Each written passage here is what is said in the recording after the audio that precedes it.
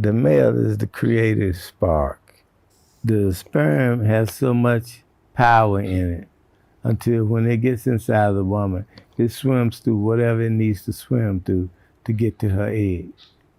A lot of charge, so much so that when they see it on a microscope, it gives off a bluish aura. It's lit up. It's iridescent.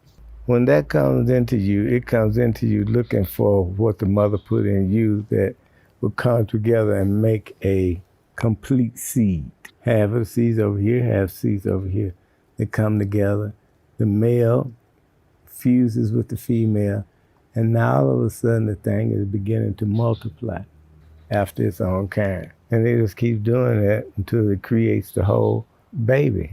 And then the baby's got a certain amount of time to be in the womb before the womb knows to push it out. All this without a clock. This is the level of intelligence that you're dealing with. Enough intelligence in the woman to create a fully grown baby.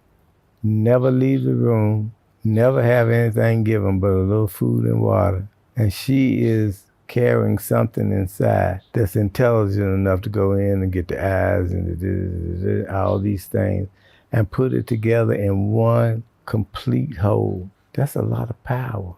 So something that's carrying that much power in the world, how could she ever look at herself and say, I have no power?